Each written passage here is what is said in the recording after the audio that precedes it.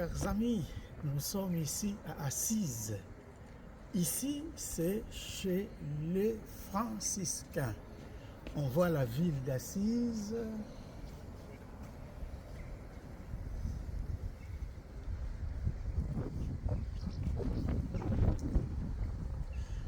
C'est ici, Saint François d'Assise a commencé ordre des franciscains, disons OFM, qu'on appelle ordre des frères mineurs.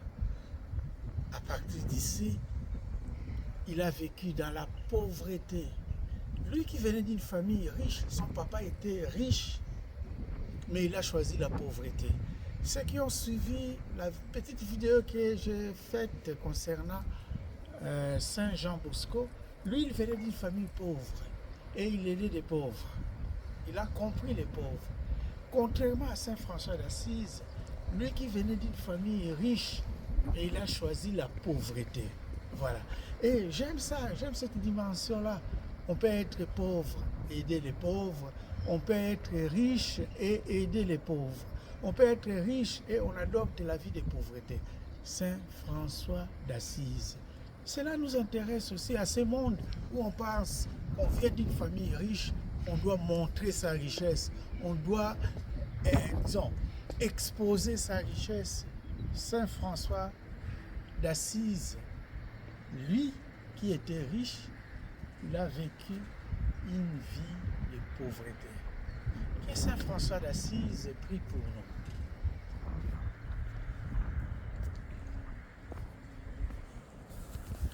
nous. Merci. Alors, chers frères et sœurs, ici nous sommes à Asti. C'est-à-dire que Asti, c'est une petite ville où on dira un petit village de Piémont, hein, Piémonte comme on dit, pas très loin de Turin. Nous sommes sur les traces de Saint Jean Bosco, autrement appelé Don Bosco. Qui est Saint Jean Bosco? Don Bosco est né le 16 août en 1816 et il est mort le 31 janvier 1888. Il a fondé la congrégation de la Société de Saint François de Sales, autrement appelée les Salésiens de Don Bosco, et la congrégation des sœurs qu'on appelle les filles de Marie Auxiliatrice. Donc c'est au nord de l'Italie. Ici, nous sommes devant sa maison natale, où il est né. Il est né dans une maison pauvre, comme on peut la voir. Très pauvre. Les choses intéressantes, il s'occupait des pauvres, des jeunes abandonnés à eux-mêmes. Chers frères et sœurs, ce n'est pas la pauvreté qui peut nous empêcher à faire du bien. La charité ne regarde pas l'état de richesse qu'on a. Même un pauvre peut faire du bien. Saint Jean Bosco est né d'une famille pauvre. Mais cette pauvreté-là lui a donné l'expérience en fait. Un pauvre qui comprenait d'autres pauvres.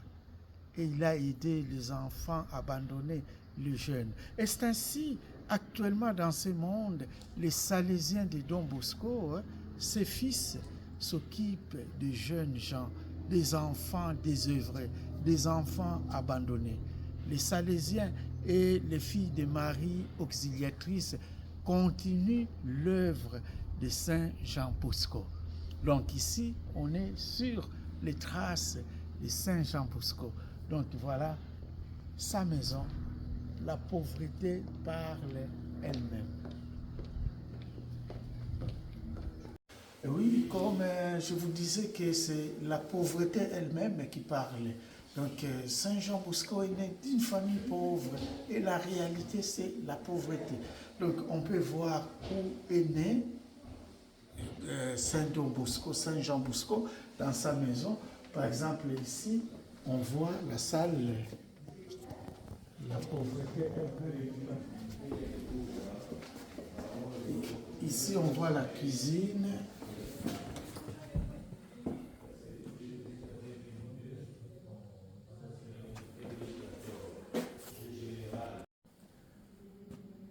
Alors, chers frères et sœurs, nous sommes ici devant la chasse de Sainte Rita de Cachia. On l'appelle Rita, mais normalement son vrai nom, c'était Margherita. Alors on a coupé ça à Rita. Elle est née en 1381 et elle est morte le 22 mai 1451. Et son corps est encore là, comme vous le voyez. Son corps est là. Alors, Sainte Rita de Cachia est appelée Sainte des cas désespérés ou Sainte des cas impossibles. Pourquoi? Parce qu'elle était amie de Jésus. Elle aimait Jésus. Elle a servi Jésus. Et comme nous le savons, c'est sûr, Jésus a dit à cette servante-là, entrez dans ma gloire. Rita est entrée dans la gloire de Jésus. Et c'est de là, elle intercède pour nous. Rien n'est impossible à celui qui croit, disait Jésus. Et Rita était la servante du Seigneur. Elle continue cette mission-là, de prier pour nous auprès de Jésus. C'est ainsi, quand on passe par Rita, on obtient toujours des grâces qu'on demande. Oui, le miracle, nous le savons bien, c'est Dieu qui le fait. Mais Rita parle pour nous auprès de Jésus. Donc voilà, ici nous sommes à Cachia, à Umbria, en Italie. Donc, Sainte Rita de Cachia, qu'elle prie pour nous. Les amis, ici, je suis devant le corps de Saint Rufin, autrement appelé en italien Rufino.